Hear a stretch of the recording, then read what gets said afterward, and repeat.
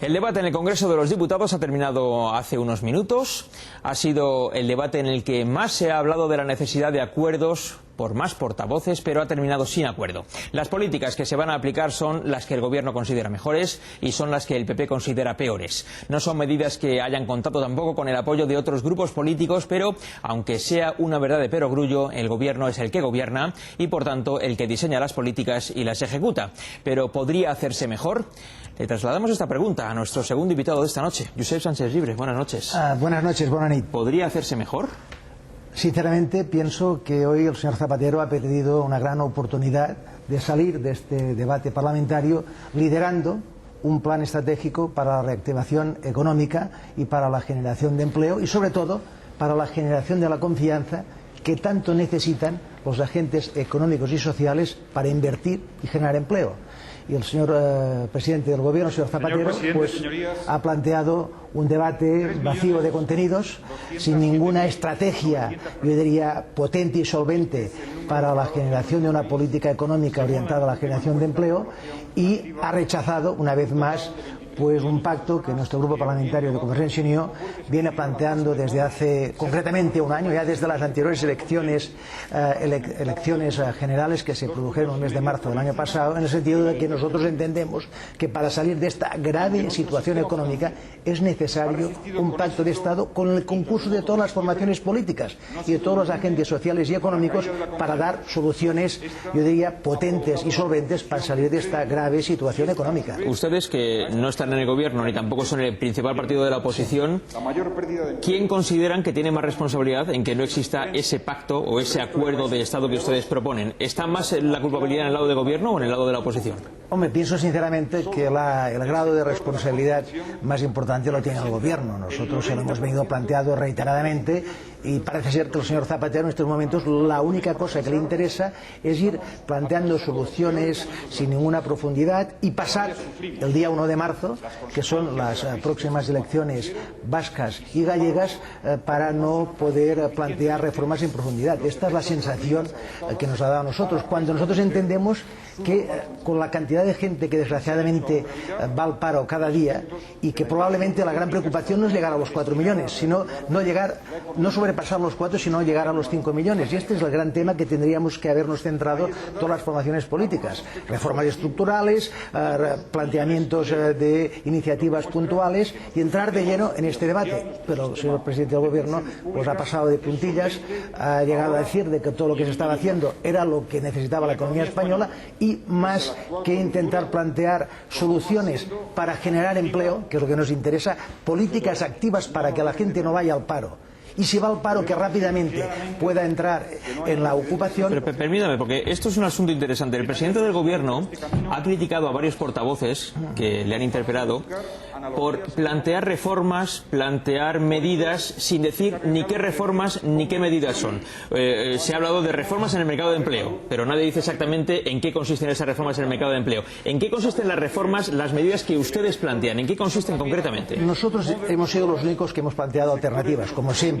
Parece que el primer partido de la oposición no sea el Partido Popular y sea Convergencia y Unió. Y hemos dicho planteamientos a corto plazo. Óigame, plantee usted bonificaciones en las cuotas de la seguridad social para todas aquellas empresas que durante los 12 últimos meses no han reducido la plantilla.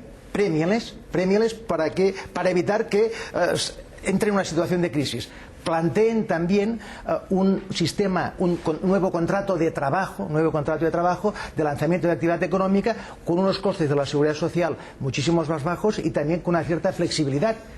Y después hemos entrado ya en la reforma y en el diálogo social. Si los agentes sociales y los agentes económicos, conjuntamente con el Gobierno, son incapaces de ponerse de acuerdo para la reforma laboral, coja usted el toro por los cuernos y llévalo al Parlamento. Por ejemplo, abaratando el despido, como pide la patronal. No. Yo pienso que no se pueden tomar decisiones unilaterales para decir la rebaja del despido va a ser la gran solución de los problemas económicos de España. No estoy de acuerdo.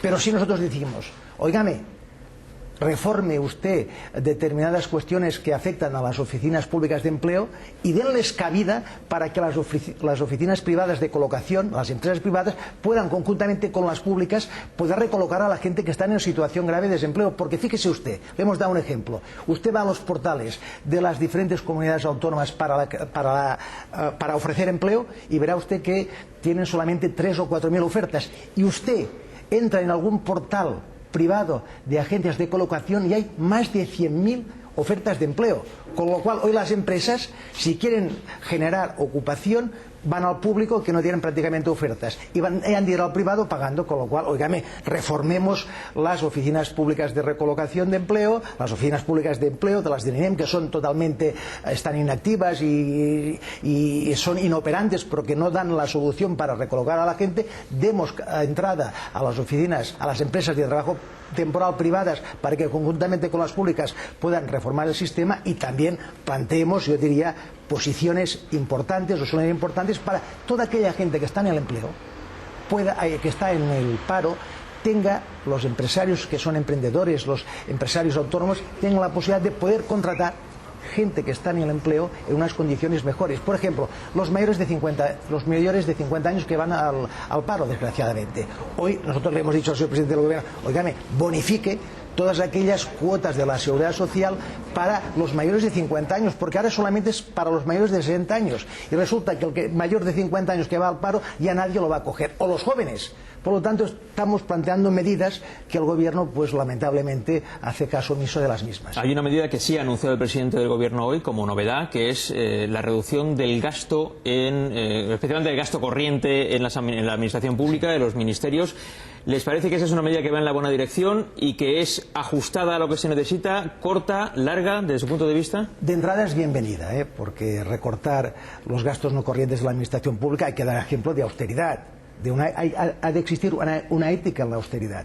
Ha planteado 1.500 millones. Bueno, bienvenido seas. Nosotros en los últimos debates presupuestarios planteamos una reducción de 3.000 millones de euros porque hemos de tener en cuenta que hoy los menos ingresos que vamos a tener para el año 2009 son alrededor de los 8 o 9.000 millones de euros. Si solamente rebajamos 1.500 millones de euros, pues todavía va a haber un déficit importante. Pero para rebajar 3.000 millones a lo mejor habría que, por ejemplo, congelar el sueldo de los funcionarios, que el presidente ha dicho que eso no se puede hacer, que eso no se va a hacer, de hecho. Pues, óigame, si los trabajadores se congelan el salario de las compañías privadas, muchos de ellos van al desempleo. Los diputados también nos hemos congelado los sueldos. Oiga, ¿por qué no los van a congelar los funcionarios de la administración pública?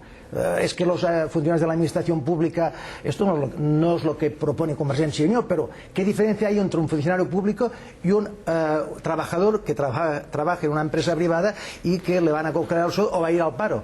Hay dos tipos de funcionarios, dos tipos de trabajadores en España para el año 2009. Pienso que este no es el camino. Por lo tanto, yo pienso que hay que dar ejemplo de austeridad y hay que tener en cuenta una cosa muy importante.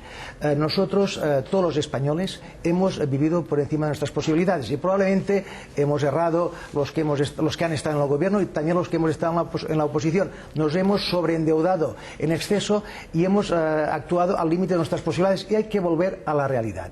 Tenemos un déficit público del 10% de nuestro PIB y si esto no lo resolvemos con un incremento de la productividad, que es lo que también le hemos planteado al presidente del gobierno, oígame, plantee usted mejoras para incrementar la productividad, porque si no, ¿cómo vamos a mejorar nuestro déficit exterior? Nosotros le hemos planteado una cantidad, yo diría, bastante importante, una batería de propuestas importantes para poder salir de esta situación. Entre ellas una apuesta por la energía nuclear, que el presidente también ha dicho que no. Claro, ¿y cómo es posible que el presidente del gobierno diga que no hay ningún país emergente en el mundo que no tire de la energía nuclear? Le hemos dicho, díganos por favor un solo ejemplo. Inglaterra, Alemania, Francia, Estados Unidos, China, Brasil, todo el mundo todos estos países emergentes, o países, yo diría, económicamente muy potentes, disponen de energía nuclear. Y aquí el gobierno llevamos 2 años con un incumplimiento, yo diría, muy flagrante, que hay una moción que obliga al gobierno a presentar en el Congreso de los Diputados un planteamiento de cuál va a ser el mix energético español para los próximos 30 años y no lo plantean. ¿Sabe por qué? Porque en este estudio que ya dispone el gobierno desde la pasada legislatura plantea que no hay alternativa posible a la sustitución de una energía nuclear por otros tipos de energía. Nosotros somos pioneros en las energías renovables, pero hoy plantear que en un futuro inmediato el mix español energético será un 40% de energías renovables y el resto pues de energía eléctrica o hidráulicos, pensar es una utopía. ¿Quién lo va a pagar esto? Por lo tanto, hay que abrir este debate. Nosotros no decimos que estamos a favor de la energía nuclear, decimos, óigame, dialoguemos, porque claro, si aquí hemos de ser ecologistas al 100% importando la energía nuclear de Francia, esto no vale, ¿eh? Josep Sánchez Ribre, le agradecemos que haya estado esta noche con nosotros justo después de terminar el debate, que ha tenido que venir usted corriendo desde allí, desde el Congreso. Gracias. Muchas gracias por atendernos. Vamos a continuar de